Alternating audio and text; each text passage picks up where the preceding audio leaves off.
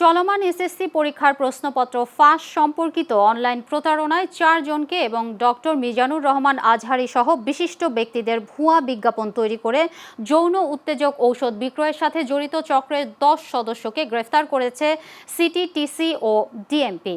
শনিবার দুপুরে রাজধানীর ডিএমপি মিডিয়া সেন্টারে আয়োজিত পৃথক সংবাদ সম্মেলনে এ তথ্য নিশ্চিত করেন সিটিটিসির যুগ্ম পুলিশ কমিশনার মুন্সি শাহাবুদ্দিন ও মতিঝিল বিভাগের উপ পুলিশ কমিশনার মোহাম্মদ হারুনুর রশিদ। এ সময় ডিএমপি যুগ্ম কমিশনার বলেন, গ্রেফতারকৃতদের বিরুদ্ধে সাইবার সুরক্ষা আইনে মামলা প্রক্রিয়াধীন এবং এদের বিরুদ্ধে অভিযান অব্যাহত রয়েছে। এদিকে মতিঝিল বিভাগের উপ পুলিশ কমিশনার বলেন, এআই ও ডিপ ফেক ব্যবহার করে মিজানুর রহমান আজহারী সহ বিশিষ্ট ব্যক্তিদের কণ্ঠ ও চেহারা ব্যবহার করে তারা বিভিন্ন ওয়েবসাইটে বিজ্ঞাপন চালিয়ে যৌন উত্তেজক ঔষধ বিক্রি করছে বলেও জানান তিনি।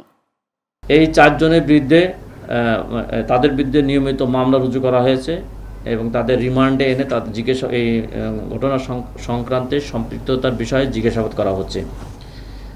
এই চক্র প্রশ্নপত্র দেওয়ার নাম করে নিরীহ মানুষের কাছ থেকে, ছাত্রদের কাছ থেকে টাকা আদায় এবং প্রলোভন দিয়ে আসছে। আমরা এই বিষয়ে তদন্ত অব্যাহত রয়েছে। আমরা তদন্তের পরে বাকি বিষয়ে বলতে পারব। আসলে এটা তদন্ত মাত্র আমরা শুরু করেছি। আমরা ইতিমধ্যে 10 জনকে গ্রেপ্তার করেছি। মূলত 2টি জায়গা থেকে আমি আপনাদের বলেছি যে চট্টগ্রামের থেকে আমরা 9 জনকে গ্রেপ্তার করেছি। তাদেরকেও আমরা প্রাথমিকভাবে জিজ্ঞাসাবাদ করছি এবং 2টা কুরিয়ার সার্ভিসের নাম এসেছে, স্টেট ফার্স্ট এবং পাঠাও। তাদের কোনো সম্পৃক্ততা আছে কিনা এটা যাচাই বাছাই এবং অন্যান্য তথ্য প্রমাণ পাওয়া সাপেক্ষে বলা যাবে, এই মুহূর্তে বলা যাচ্ছে।